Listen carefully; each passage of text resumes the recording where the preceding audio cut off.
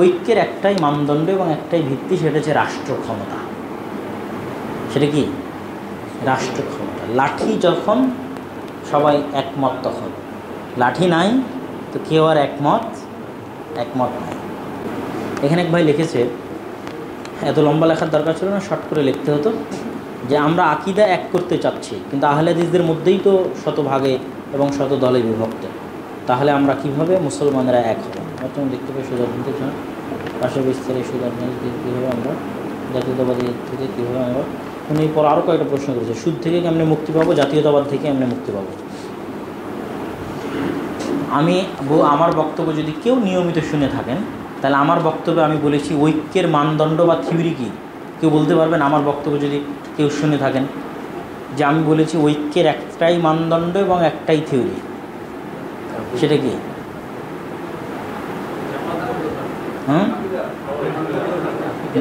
আর তাহলে তো ঠিক আছে, আকীদা তাওহীদ তো খুব সুন্দর, কিন্তু এই যে উনি বললো না যে আহলে হাদিসরাই দলে দলে বিভক্ত হয়ে আছে, তখন আমি একটা অ্যান্সার দিয়েছি যে ঐক্যের একটাই মানদণ্ড এবং একটাই ভিত্তি, সেটা হচ্ছে রাষ্ট্র ক্ষমতা। সেটা কি? রাষ্ট্র ক্ষমতা। লাঠি যখন সবাই একমত, তখন লাঠি নাই তো কেউ আর একমত নাই। তাহলে যে কোনো সৎ ন্যায়পরায়ণ শাসকের অধীনে একত্রিত হওয়াই ঐক্যবদ্ধ হওয়া। আহমদ বিন হাম্বলের সাথে, ইমাম বুখারীর সাথে, ইমাম মুসলিমের সাথে মতভেদ থাকতেই পারে, ফতোয়া দেয় ছিল। ইমাম বুখারী, ইমাম মুসলিমের মতো অসংখ্য ফতোয়ায় মতভেদ ছিল, মুকদ্দমা মুসলিমের ভূমিকা খুললেই পাবেন, কিন্তু তারা এক খলিফার অধীনস্থ। বুঝেননি মনে হয় আমার কথা? একজন খলিফার অধীনে ইমাম বুখারীরও বায়াত আছে, মুসলিমেরও বায়াত আছে, তারা ঐক্যবদ্ধ না বিচ্ছিন্ন? বলেন ঐক্যবদ্ধ। তাহলে ঐক্যবদ্ধের মানদণ্ড কি? রাষ্ট্র ক্ষমতা, রাষ্ট্রীয় শাসক। আমার আর আপনার মধ্যে যতই অমিল থাকুক, আমি শাসকের হাতে বায়াতবদ্ধ থাকতে বাধ্য।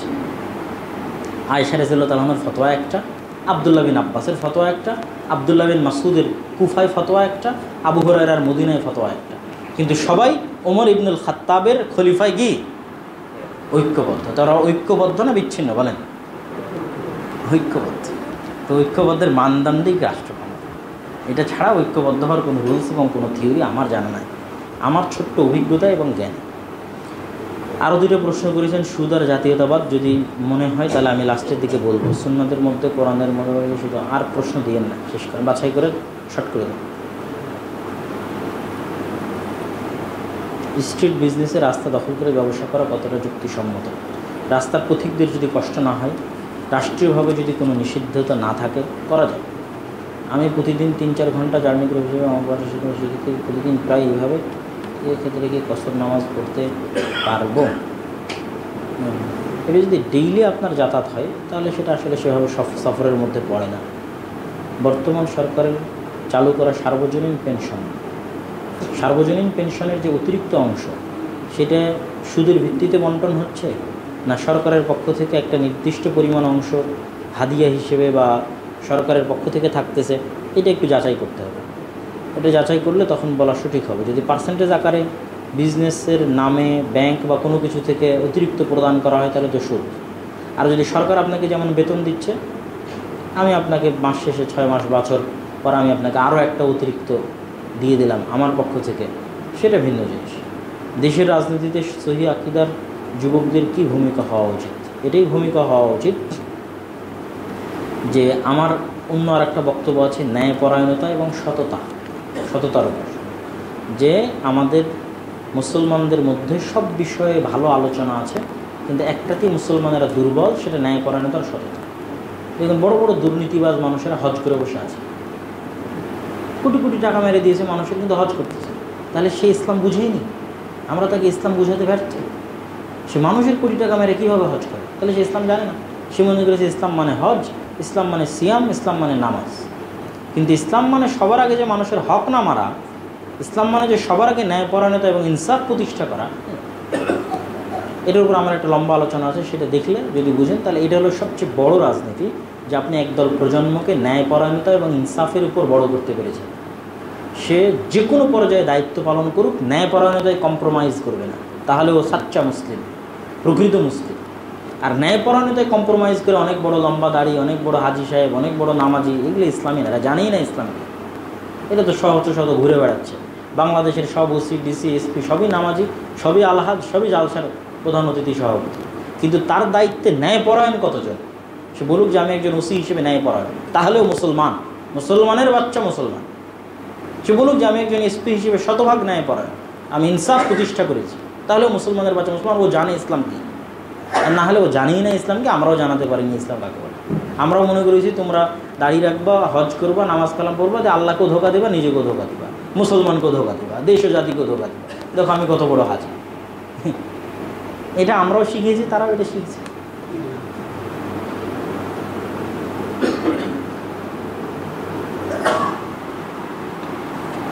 ও এই আচ্ছা, যেটা উত্তর দেওয়া দরকার। লিখেছে বেরেলভিরা তো কবর পূজারি, তাহলে তাদের সাথে আরেকদের সম্পর্ক কীভাবে তৈরি হলো? আচ্ছা, বেরেলি হচ্ছে একটা জেলার নাম, ভারতের উত্তরপ্রদেশের একটা জেলার নাম হচ্ছে বেরেলি, রায় বেরেলি। ওখানে স্টেশনও আছে। এবং এই যে ইন্ডিয়ার যে কংগ্রেসের যারা রাহুল গান্ধী, প্রিয়াঙ্কা গান্ধী, তাদের নির্বাচনী এরিয়া হচ্ছে রায়বেরেলি, আমেঠি এবং রায়বেরেলি। তো ওই অঞ্চলে যার জন্ম হয় তার নামের শেষে লাগানো হয় বেরেলভি। তো সৈয়দ আহমদ বেরেলভি, তার বাড়ি ওই জেলায়। আর আলা হজরত তথা যারা কবর পূজারী, তাদেরও একজন বড় আলেম আহমদ রেজা খান, আবার আলা হজরত, তারও জন্ম কোথায়? ওই বেরেলিতে। ওইটার দিকে নিসবাত করে সম্পৃক্ত করে তাকেও বলা হয়েছে বেরেলভি, আর ওইটার দিকে নিসবাত করে সৈয়দ আহমদকেও বলা হয়েছে বেরেলভি। এটা একটা জায়গার নাম, যেমন দেওবন্দ একটা জায়গার নাম, দিল্লি একটা জায়গার নাম। এটা কোনো মাযহাবের নাম না। ওখানে হিন্দু থাকতে পারে, হিন্দু একটা বেরেলভি হতে পারে, মানে ওর বাড়ি বেরেলিতে। তাই দেখবেন যে বাড়ি থেকে বের হওয়ার যে দোয়া আছে, ওই দোয়ার মধ্যে লম্বা করে বলা আছে, হে আল্লাহ আপনি আমার বাড়ির খলিফা। দোয়ার মধ্যে বলা আছে যে হে আল্লাহ আপনি খলিফা আমার বাড়িতে, আমার অবর্তমানে, মানে আমার জায়গায় আমি কাকে স্থলাভিষিক্ত করে যাচ্ছি, দায়িত্ব দিয়ে যাচ্ছি? আল্লাহকে, আমার বাড়ির জিম্মেদারি। আংতাল খালিফা ফিল আহল, আমার বাড়িতে আপনি দায়িত্বশীল, আপনি জিম্মেদার। তো স্থলাভিষিক্ত দায়িত্বশীল মানে হচ্ছে মানব জাতি সৃষ্টির পূর্বে এখানে একটা জাতি বসবাস করতো, তাদের নাম কি? জিন। তো আল্লাহ সুবহানাহু ওয়া তাআলা জিনদের স্থলাভিষিক্ত করে তাদের জায়গায় আর একটা নতুন জাতি সৃষ্টি করছেন, তাদের নাম কি? মানুষ। এই হলো জিনদের স্থলাভিষিক্ত মানুষ। পৃথিবীর দায়িত্ব পরিবর্তন হচ্ছে। আগে পৃথিবীর দায়িত্ব কাদের উপর ছিল? জিনদের উপর ছিল। এখন পৃথিবীর এই দায়িত্ব আল্লাহ কাদের উপর দিচ্ছেন? মানুষের উপর দিচ্ছেন।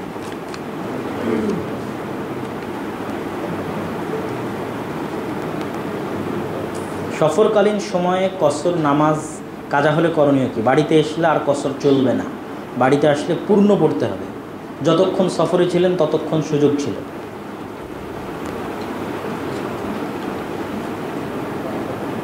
হজ বা ওমরাকালীন সময়ে যতদিন সুযোগ হয় ততদিন কি তওয়াফ করা যায়? তওয়াফ আনলিমিটেড। তওয়াফ হচ্ছে সালাতের মতো।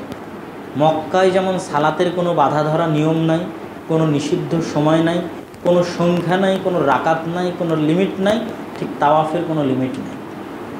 লিমিট আসে কিসের? যেটা আপনারা ভুল করেন, সেটা হচ্ছে বারবার ওমরা করেন।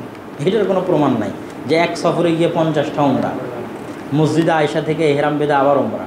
দলিল কিসের আছে? বারবার তাওয়াফ করবেন, এটা একটা সালাত। আর সালাত আদায় করতে থাকবেন, কোরআন পড়তে থাকবেন, তাওয়াফ করতে থাকবেন, সালাত পড়তে থাকবেন, কোরআন। কিন্তু ওমরা হবে একটাই, এক সফরে ওমরা একটাই, এক সফরে হজ একটাই, ওমরাও একটাই। আর আনলিমিটেড চলতে থাকবে সালাত আর তাওয়াফ। এই যে ওই প্রশ্ন যেটা উত্তর দিলাম সেটাই পরে আসছে।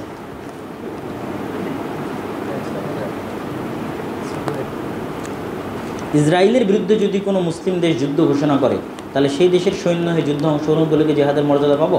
আশা করা যায়, ইনশাআল্লাহ পাওয়া যাবে। আমরা হাদিস থেকে জানতে পারি যে যার্রা পরিমাণ ইমান থাকলে বেহেশতে যাবে। এই যার্রা পরিমাণ ইমান কেমন ইমান, এই বিষয়টি বুঝিয়ে বলবেন। অনেকেই বুঝে না এই যার্রা পরিমাণ ইমান কি।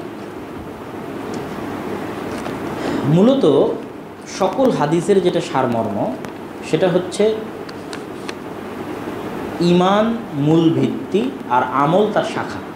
তার আগে আরেকটা বলিনি, এই ইমান সংক্রান্ত যত আলোচনা আছে, যত মতভেদ আছে, যত বাতিল ফিরকা আছে, সব আলোচনা মিন্নাতুল বারী দ্বিতীয় খণ্ডের মধ্যে, যেটা নতুন প্রকাশ হলো কিছুদিন আগে, যদি ইমাম বুখারীর কিতাবুল ঈমান আমরা আলোচনা করেছি, এগুলো সব পয়েন্ট বিস্তারিত আলোচনা করা আছে। ঈমান সংক্রান্ত যা আলোচনা আসতে পারে, যদি আজকে গাড়িতে বই থাকে, আমি জানি না বাইরে বই আছে কিনা, থাকলে হ্যাঁ আছে, এখানে মসজিদে আছে না বাইরে আছে? আচ্ছা, যদি থাকে তাহলে সেখানে আপনারা নেওয়ার চেষ্টা করবেন, ঈমানের সংক্রান্ত সব প্রশ্নের উত্তর পাবেন। তো ঈমানের এই অংশের ব্যাখ্যায় ওখানে যেটা মিন্নাতুল বারী দ্বিতীয় খণ্ডে যেটা লিখিত পাবেন, সেটা হচ্ছে মানুষের আমল মানুষকে কাফের করে না, মানুষের আমল মানুষকে ফাসেক করে। আর ফাসেক মুমিন তার অন্তরে থাকা ঈমানের কারণে। ঈমান মানে তাওহীদ, আল্লাহর একত্ববাদের উপর বিশ্বাস, শিরক না করা, রাসূল সাল্লাল্লাহু আলাইহি ওয়াসাল্লামের নবুয়তের বিশ্বাস।